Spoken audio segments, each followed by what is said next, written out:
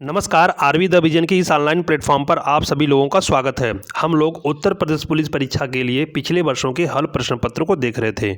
आज के इस वीडियो में हम लोग 19 दिसंबर 2020 के सेकंड पाली के जीके के प्रश्नों को देखेंगे। तो आइए हम लोग प्रश्नों को देखते हैं। पहला प्रश्न पूछा गया था, डॉक्टर के पर्चे पर प्रतीक RX सामान्यतः दर्शाता है देना, देखना, लेना या फिर संबोधित करना। तो इसका राइट आंसर क्या हो जाएगा? इसका right answer option number C हो जाएगा, लेना। ठीक है, RX का मतलब अंग्रेजी में टिक होता है और डॉक्टर के पर्चे में लिखे जाने पर इसका मतलब होता है कि डॉक्टर आपको वे दवाएं लेने के लिए कह रहा है जो उसने पर्चे पर लिखी हुई है। आइए प्रश्न संख्या 2 देखते हैं। यहाँ प्रश्न पूछा गया था, निम्नलिखित में से कौन सा विकल्प भारत में रबी फसल का उदाहरण नहीं है? सरसों, गेहूं, कोहड़ा, जौ। आपको लोगों को बताना है कि इसमें से ऐसी कौन सी फसल है जो रबी की फसल का उदाहरण नहीं है। तो राइट आंसर क्या हो जाएगा? Right answer option number C हो जाएगा, कोहड़ा। कोहड़ा की बात करें तो कोहड़ा खरीफ और गर्मी के मौसम में उत्पादित होता है। रबी की फसल की बात करें तो रबी की फसल की जो बुआई होती है अक्टूबर नवंबर के महीने में होती है और मार्च अप्रैल महीने में से काट ली जाती है। जो उसके प्रमुख फसलें कौन कौन सी है? सरसों हो गए, गेहूँ, जौ, चना, मटर, आलू और राई आदि इसकी प्रमुख फसलें हैं। आइए प्रश्न संख्या 3 देखते हैं। प्रश्न संख्या 3 में पूछा गया है, 1831 में board of revenue Uttar Pradesh की स्थापना कहाँ की गई थी? ऑप्शन दिया गया लखनऊ, इलाहाबाद, बरेली या फिर रामपुर। तो राइट आंसर क्या हो जाएगा?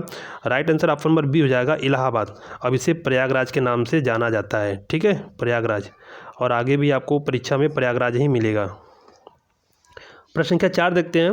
प्रश्न संख्या 4 में पूछा गया है कि मैक्सिको की मुद्रा क्या है? रुपया, दिनार, पेसो या फिर डॉलर। पिछले पेपर में भी आप लोगों ने देखा वहाँ पे कुछ देशों की मुद्रा और राजधानी संबंधित प्रश्न पूछे गए थे। इस प्रश्न पत्र में भी यही प्रश्न, इस तरह के प्रश्न पूछे गए हैं। तो आप लोग कुछ महत्वपूर्ण देशों के और भारत के पड़ोसी देश हैं उनकी मुद्रा और राजधानी के बारे में ज़रूर जानकारी रखें। तो ऑप्शन दिया गया रुपया, दिनार, पेसो या फिर डॉलर। तो राइट आंसर क्या हो जाएगा? Right answer option number C हो जाएगा, पेसो। मैक्सिको की बात करें तो मैक्सिको उत्तरी अमेरिकी महाद्वीप में स्थित एक तटीय देश है और इसकी राजधानी कहाँ है? तो इसकी राजधानी है मैक्सिको सिटी।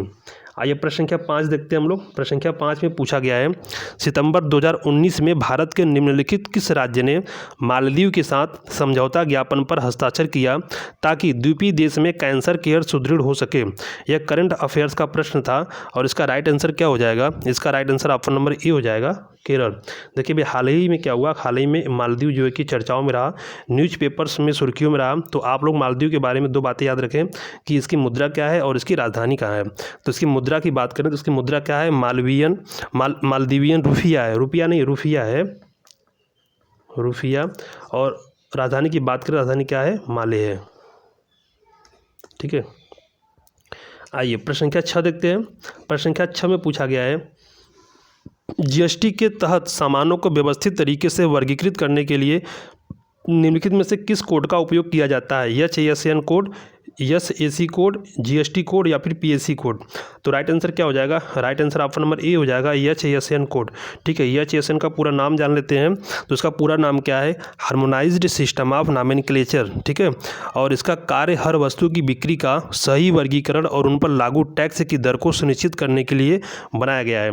आइए प्रश्न संख्या 7 देखते हैं। प्रश्न संख्या 7 में पूछा गया है, पट्टडकल स्मारक जो भारत के स्थापत्य रूपों के लिए प्रसिद्ध है, भारत के निम्नलिखित में से किस राज्य में स्थित है? केरल, तमिलनाडु, कर्नाटक या फिर तेलंगाना। तो इसका राइट आंसर क्या हो जाएगा? इसका right answer option number C हो जाएगा, कर्नाटक। आइए इसके बारे में जान लेते हैं। कर्नाटक में चालुक्य वंश के राजाओं ने 7वीं और 8वीं शताब्दी में कई मंदिर बनवाए थे और 1987 में क्या हुआ, 1987 में क्या हुआ, 1987 में पट्टडकल को यूनेस्को द्वारा विश्व विरासत स्थल का दर्जा प्रदान किया गया था। आइए प्रश्न संख्या 8 देखते हैं। प्रश्न संख्या 8 में पूछा गया है, भारत सरकार का अधिकृत निकाय एपिडा किसी क्षेत्र के निम्नलिखित में से किस पक्ष से संबंधित है? समुद्री खाद्य पदार्थ का विपणन, कृषि व्यापार क्षेत्र सृजन, प्रसंस्कृत खाद्य उत्पादों का निर्यात या फिर कृषि अर्थव्यवस्था को पुनर्जीवित करना। तो इसका राइट आंसर क्या हो जाएगा? इसका राइट आंसर हो जाएगा ऑप्शन नंबर सी, प्रसंस्कृत खाद्य उत्पादों का निर्यात। आइए सबसे पहले हम लोग जानते हैं कि एपिडा का पूरा नाम क्या है। तो एपिडा का पूरा नाम है agricultural and processed food products export development authority, यानी कृषि एवं प्रसंस्कृत खाद्य उत्पादन निर्यात विकास प्राधिकरण है। आइए प्रश्न संख्या 9 देखते हैं हम लोग। 9 में पूछा गया है कि निम्नलिखित में से कौन सा लॉन्च वाहन मिशन चंद्रयान 2 में उपयोग किया गया था। ये भी करंट अफेयर्स का प्रश्न था। तो इसका राइट आंसर क्या हो जाएगा? इसका राइट आंसर ऑप्शन नंबर हो जाएगा ए। ठीक है, GSLV EMK 3rd।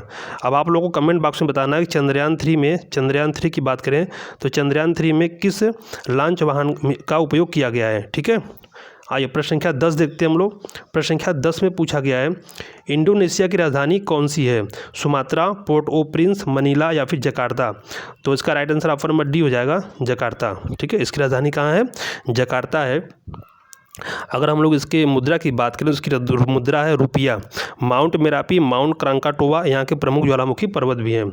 आइए प्रश्न संख्या 11 देखते हैं। प्रश्न संख्या 11 में पूछा गया है लखनऊ घराना निम्नलिखित में से किससे संबंधित है? संगीत और नृत्य, हथकरघा, साहित्य या फिर अनुष्ठान। तो इसका राइट आंसर क्या हो जाएगा? इसका right answer option number A हो जाएगा, संगीत और नृत्य।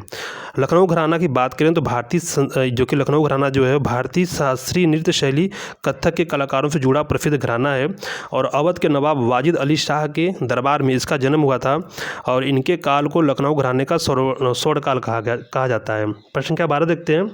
प्रश्न संख्या 12 में पूछा गया है कि केंद्रीय गुप्तचर प्रशिक्षण स्कूल कहाँ स्थित है? नई दिल्ली, चेन्नई, मुंबई या फिर कोलकाता। तो इसका राइट आंसर क्या हो जाएगा? इसका right answer option number D हो जाएगा, कोलकाता। ठीक है, और केंद्रीय गुप्तचर प्रशिक्षण स्कूल कोलकाता में भी है, हैदराबाद तथा चंडीगढ़ में इसकी स्थापना की गई है। आइए प्रश्न संख्या 13 देखते हैं हम लोग। प्रश्न संख्या 13 में पूछा गया है निम्नलिखित में से कौन सा साइबर अपराध नहीं है? पोर्नोग्राफी यानी अश्लील मेल भेजना, सोशल नेटवर्क को विकृत करना, हैकिंग, बिना अनुमति के कॉपीराइट सामग्री कॉपी करना। तो इसमें से कौन सा साइबर अपराध नहीं है? तो ऑप्शन नंबर डी हो जाएगा, बिना अनुमति के कॉपीराइट सामग्री कॉपी करना। ये क्या है? साइबर अपराध नहीं है। आइए प्रश्न संख्या हम लोग देखते हैं 14। प्रश्न संख्या 14 में पूछा गया है भारत का वो कौन सा जिला था जहां व्यावसायिक वानिकी के विरुद्ध चिपको आंदोलन शुरू हुआ था? उत्तरकाशी, चमोली, अल्मोड़ा या फिर टिहरी गढ़वाल। तो राइट आंसर क्या हो जाएगा? राइट आंसर ऑप्शन इसमें हो जाएगा ऑप्शन नंबर सी, अल्मोड़ा। ठीक है, सॉरी राइट आंसर इसमें हो जाएगा ऑप्शन नंबर बी, चमोली। चिपको आंदोलन की शुरुआत की बात करें तो इसकी शुरुआत उत्तराखंड राज्य के चमोली जिले में 1970 के दशक में हुआ था। यह एक पर्यावरण रक्षा आंदोलन था जिसमें स्त्रियों ने भारी संख्या में भाग लिया था। भारत के प्रसिद्ध पर्यावरणविद सुंदरलाल बहुगुणा, कामरेड गोविंद सिंह रावत, चंडी प्रसाद भट्ट तथा श्रीमती गौरा देवी ने इस आंदोलन का नेतृत्व किया था। आइए प्रश्न संख्या 15 देखते हैं हम लोग। प्रश्न संख्या 15 में पूछा गया है आरपीएफ का सबसे उपयुक्त पूर्ण रूप निम्नलिखित में से कौन सा है? Railway police force, reserve police force, railway protection force या फिर रीजनल प्रोटेक्शन फोर्स। तो राइट आंसर इसमें क्या हो जाएगा? Right answer option number C हो जाएगा, रेलवे प्रोटेक्शन फोर्स। ठीक है, प्रश्न संख्या अब हम लोग 16 देखते हैं। प्रश्न संख्या 16 में पूछा गया है कि ओडिशा में प्रसिद्ध मंदिर का निर्माण करवाने वाला शासक निम्नलिखित राजवंशों में से किससे संबंधित है? चोल वंश, पल्लव वंश, कदम्ब वंश, राजवंश या फिर गंग राजवंश। तो इसका राइट आंसर क्या हो जाएगा? इसका right answer option number D हो जाएगा, गंग राजवंश। ठीक है, ओडिशा में प्रसिद्ध सूर्य मंदिर जिसे कोडाग मंदिर के नाम से भी जानते हैं, गंग राजवंश के शासक नरसिंह देव ने करवाया था। इसे यूनेस्को द्वारा वर्ष 1984 में 1984 में जो कि विश्व विरासत स्थल घोषित कर दिया गया था। अब आइए हम लोग अगला प्रश्न देखते हैं। Question number 17। इसमें पूछा गया कि निम्नलिखित में से कौन सा रोग बैक्टीरिया के कारण होता है? इन्फ्लुएंजा, निमोनिया, चेचक या जुकाम। तो इसका राइट आंसर क्या हो जाएगा? इसका right answer option number B हो जाएगा, निमोनिया। ठीक है, और निमोनिया रोग बैक्टीरिया के कारण होता है जो स्ट्रेप्टोकोकस निमोनी नामक जीवाणु से होता है। आइए प्रश्न संख्या 18 देखते हैं। प्रश्न संख्या 18 में पूछा गया है निम्नलिखित में से कौन सा विकल्प राजस्थान में स्थित राष्ट्रीय उद्यान और वन्यजीव अभयारण्य के संबंध में गलत है? केवलादेव राष्ट्रीय उद्यान, रणथंभौर राष्ट्रीय उद्यान, सरिस्का राष्ट्रीय टाइगर रिजर्व या फिर सह्याद्री टाइगर रिजर्व। तो इसमें राइट आंसर क्या हो जाएगा? इसमें right answer option number D हो जाएगा, राइट आंसर डी हो जाएगा, Sahyadri tiger reserve. Sahyadri tiger reserve कहाँ है? महाराष्ट्र में है। ठीक है, राजस्थान में नहीं है, महाराष्ट्र में है। और आइए हम लोग अगला प्रश्न देखते हैं, प्रश्न संख्या 18-19। प्रश्न संख्या 19 में पूछा गया है कि डोलू कुनीथा भारत के किस राज्य का लोक नृत्य है? तमिलनाडु, केरल, बिहार या फिर कर्नाटक? तो इसका राइट आंसर क्या हो जाएगा? इसका right answer option number D हो जाएगा, कर्नाटक ना। प्रश्न संख्या 20 देखते हैं अब। प्रश्न संख्या 20 में पूछा गया है, पाकिस्तान के लरकाना जिले में सिंधु नदी के तट पर स्थित सिंधु घाटी सभ्यता का एक प्रमुख शहर निम्नलिखित में से कौन सा है? मोहनजोदड़ो, हड़प्पा, लोथल, आलमगीर? तो राइट आंसर इसमें क्या हो जाएगा? Right answer option number A हो जाएगा, मोहनजोदड़ो की खोज किसने की थी? ऑप्शन नंबर ए हो जाएगा, मोहनजोदड़ो। और इसकी खोज किसने की थी? राखाल दास बनर्जी ने 1922 में यहाँ पे इसकी खुदाई करवाई थी। ठीक है। प्रश्न संख्या 21 देखते हैं। प्रश्न संख्या 21 में पूछा गया है, निम्नलिखित में से कौन सी कल्पना चावला की जीवनी है और जॉन पियर हैरिसन द्वारा लिखी गई है? Age of time, flood of fire, the mother I never knew, dare to do for the new generation? तो इसका राइट आंसर क्या हो जाएगा? इसका right answer option number E हो जाएगा, एज ऑफ टाइम। ठीक है। एज ऑफ टाइम वह अंतरिक्ष में जाने वाली, जो कल्पना चावला जी हैं, वह अंतरिक्ष में जाने वाली प्रथम भारतीय महिला थी। इनका जन्म जो है कि हरियाणा के करनाल जिले में 17 मार्च 1962 को हुआ था। प्रश्न संख्या 22 देखते हैं। प्रश्न संख्या 22 में पूछा गया है, संत कबीर जिले का पुलिस प्रशासन किस पुलिस क्षेत्र के अंतर्गत आता है? ऑप्शन दिया गया, गोरखपुर, बरेली, प्रयागराज या फिर कानपुर? तो इसका राइट आंसर क्या हो जाएगा? इसका right answer option number E हो जाएगा, गोरखपुर। ठीक है। आइए प्रश्न संख्या हम लोग बात करते हैं, प्रश्न संख्या 23 की बात करते हैं। प्रश्न संख्या 23 में पूछा गया था कि भारतीय संविधान के निम्नलिखित मौलिक अधिकारों में से कौन सा 14 वर्ष से कम उम्र के बच्चों के रोजगार पर प्रतिबंध लगाता है? समानता का अधिकार, स्वतंत्रता का अधिकार, शोषण के विरुद्ध अधिकार, संस्कृति और शिक्षा संबंधी अधिकार? तो इसका राइट आंसर क्या हो जाएगा? इसका राइट आंसर हो जाएगा ऑप्शन नंबर सी, शोषण के विरुद्ध अधिकार ना। शोषण के विरुद्ध अधिकार इसका हो जाएगा। और शोषण के विरुद्ध अधिकार की बात करें, 14 वर्ष से कम उम्र के बच्चों के रोजगार पर प्रतिबंध लगाता है और इसका उल्लेख भारतीय संविधान के अनुच्छेद 24 में किया गया है। किस आर्टिकल में किया गया है? 24 में किया गया, आर्टिकल 24 में किया गया है। आइए प्रश्न संख्या 24 देखते हैं। प्रश्न संख्या 24 में पूछा गया है, भारतीय कृषि अनुसंधान संस्थान पूसा का मुख्यालय कहाँ स्थित है? दिल्ली, लखनऊ, देहरादून या फिर करनाल? तो इसका राइट आंसर क्या हो जाएगा? इसका right answer option number A हो जाएगा, दिल्ली। आइए प्रश्न संख्या 25 देखते हैं। प्रश्न संख्या 25 में पूछा गया है, निम्नलिखित में से कौन सी पुस्तक रोहिंटन मिस्त्री द्वारा लिखी गई है? English August, our moon has blood clots, serious man या फिर अ फाइन बैलेंस? तो इसमें राइट आंसर क्या हो जाएगा? इसका right answer option number D हो जाएगा, अ फाइन बैलेंस। ठीक है। आइए प्रश्न संख्या हम लोग देखते हैं 26। प्रश्न संख्या 26 में पूछा गया था, निम्नलिखित में से कौन सा केंद्रीय पुलिस बल मिलिशिया के रूप में उभरा है जिसे कछार लेवी कहा जाता है, जो उत्तर पूर्व भारत के कुछ सबसे दूरस्थ और अल्प विकसित क्षेत्रों में तैनात है? सीमा सुरक्षा बल, BSF, भारत तिब्बत सीमा police, ITBP, Assam rifles, AR, केंद्रीय रिजर्व पुलिस बल, CRPF? तो राइट आंसर इसमें क्या हो जाएगा? Right answer option number C हो जाएगा, असम राइफल्स। ठीक है। असम राइफल्स का जो गठन हुआ था, कब हुआ था? 1835 में, 1835 में इसका गठन हुआ था और कछार लेवी के नाम से ही किया गया था। और इसका मुख्यालय कहाँ है? इसके मुख्यालय की बात करें तो इसका मुख्यालय है आपका शिलांग में, शिलांग में इसका मुख्यालय है। आइए प्रश्न संख्या हम लोग 27 देखते हैं। क्वेश्चन नंबर 27 में पूछा गया था कि भारत में मानवाधिकार या मानवाधिकार संरक्षण अधिनियम कब लागू हुआ था? 1952, 1967, 1993 और 2006? तो इसमें राइट आंसर क्या हो जाएगा? इसका right answer option number C हो जाएगा, इसका राइट आंसर सी हो जाएगा 1993। ठीक है। प्रश्न संख्या 28 देखते हैं। प्रश्न संख्या 28 में पूछा गया है, जून 2020 तक राष्ट्रीय मानवाधिकार आयोग में कितने कोर ग्रुप हैं? कितने कोर ग्रुप हैं? ऑप्शन नंबर दिया गया 4, 6, 9, 12। तो राइट आंसर इसमें क्या हो जाएगा? 28 का ऑप्शन नंबर सी हो जाएगा, 9। ठीक है। जब प्रश्न पूछा गया था उसमें कितने कोर ग्रुप थे? 9 थे। लेकिन 1 अप्रैल 2022 तक जो कि इसमें जो कोर ग्रुप की संख्या कितनी हो गई थी, वह टोटल कोर ग्रुप की संख्या हो गई थी 13। तो इसमें अब कोर ग्रुप की संख्या कितनी हो गई है? 13 हो गई है। प्रश्न संख्या 29 देखते हैं। प्रश्न संख्या 29 में पूछा गया है, थोड़ा देखिए प्रश्न का जो फॉन्ट है वो छोटा है, ध्यान से पढ़ना पड़ेगा। कच्छ का रण, इसमें पूछा कि निम्नलिखित कथनों को पढ़े और सही विकल्प चुने। कच्छ का ग्रेट रण भारत के थार रेगिस्तान में एक नमकीन दलदल है जिसे दो भागों में विभाजित किया जाता है। कच्छ का ग्रेट रण GRK और little Rann of Kutch LRK के नाम से जाना जाता है। भारतीय गुड़खर की प्रमुख आबादी कच्छ के छोटे रण में है और इस क्षेत्र को गुड़खर अभयारण्य घोषित किया गया है, जिसका क्षेत्रफल लगभग 4953.70 वर्ग किलोमीटर है, 4953.70 वर्ग किलोमीटर है। अब आपको यहाँ पे 4 ऑप्शन दिए गए हैं, एक सही है और 2 सही है, एक सही है और दो गलत है, एक गलत है और 2 सही है और एक गलत है और 2 गलत है। तो इसमें इसका राइट आंसर क्या हो जाएगा? इसका राइट आंसर हो जाएगा option number A. Option number इसका सही हो जाएगा, ए सही है और 2 सही है, यानी कि दोनों सही है, ए भी सही है और ए भी सही है। आइए प्रश्न संख्या 30 देखते हैं हम लोग। प्रश्न संख्या 30 में पूछा गया है कि पादप वायरस TMV का पूर्ण रूप क्या है? Tobacco mosaic virus, tobacco marble virus, transitive mosaic virus या फिर ट्रांसपोर्टिव मोजेक वायरस। तो इसका राइट आंसर क्या हो जाएगा? इसका right answer option number A हो जाएगा, टोबैको मोजेक वायरस। ठीक है, option number A right answer हो जाएगा, टोबैको मोजेक वायरस। और इसके जो प्रभाव से जो टोबैको मोजेक वायरस होता है, इसके प्रभाव से रंग परिवर्तन, बौनापन, ऊतकों में विकृति होती है। आइए प्रश्न संख्या 31 देखते हैं। प्रश्न संख्या 31 में पूछा गया है, जून 2020 में चीन के साथ संघर्ष में कमांडिंग ऑफिसर सहित 20 से अधिक सैनिक निम्नलिखित में से किस क्षेत्र में मारे गए? गलवान घाटी, दारमा घाटी, दिहिंग घाटी या फिर लुंग घाटी।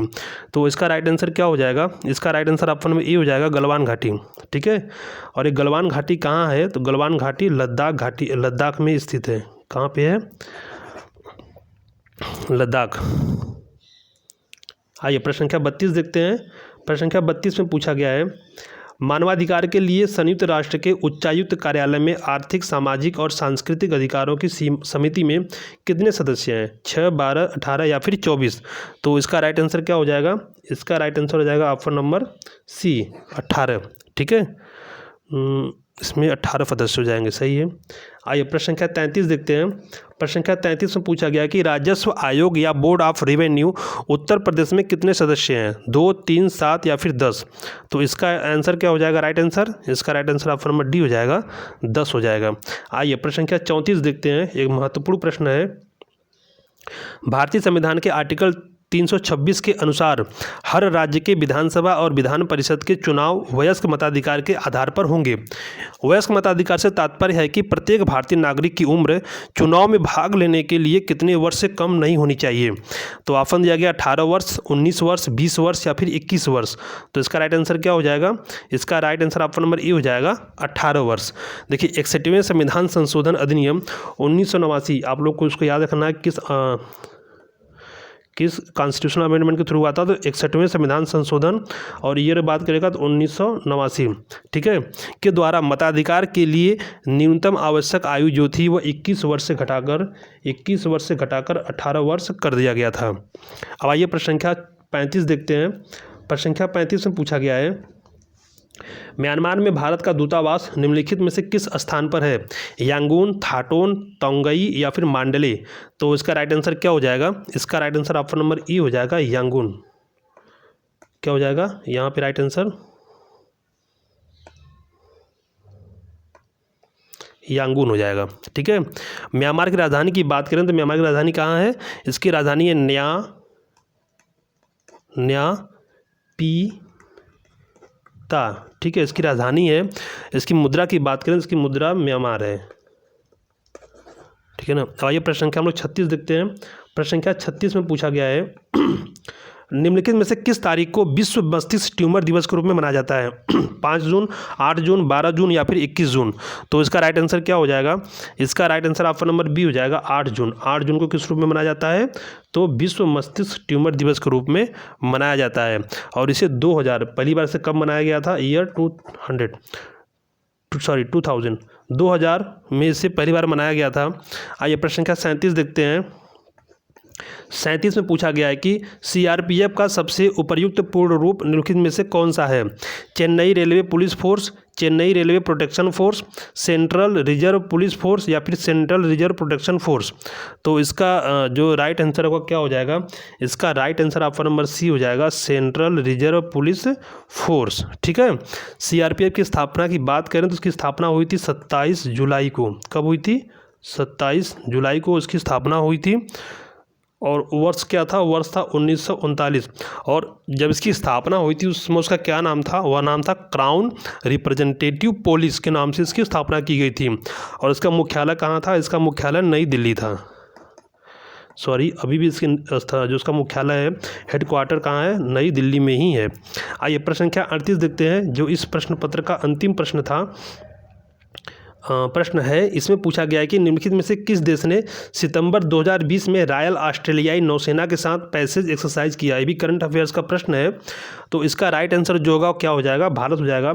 आप लोगों को भारत के साथ जो उसके पड़ोसी देश हैं या फिर अन्य देश हैं उनके साथ जितने भी एक्सरसाइज हुए हैं, चाहे नौसेना को हो, चाहे थल सेना को, चाहे जल सेना का हो, पूरा वायुसेना का हो, तो पूरा जो एक्सरसाइज होता है, मिलिट्री एक्सरसाइज होता है, सबको आप लोगों को याद रखना है किस नाम से किस देश के साथ युद्ध एक्सरसाइज की जाती है। और आप लोग पिछले वर्षों के जो प्रश्न पत्र हैं उसे ज़रूर लगाते रहें, क्योंकि कई बार क्या होता है कि पिछले वर्ष के प्रश्नों से भी बहुत सारे प्रश्न पूछ लिए जाते हैं। आप लोग वीडियो को पूरा देखा करिए और वीडियो को अधिक से अधिक शेयर करें। पूरा वीडियो देखने के लिए बहुत बहुत धन्यवाद।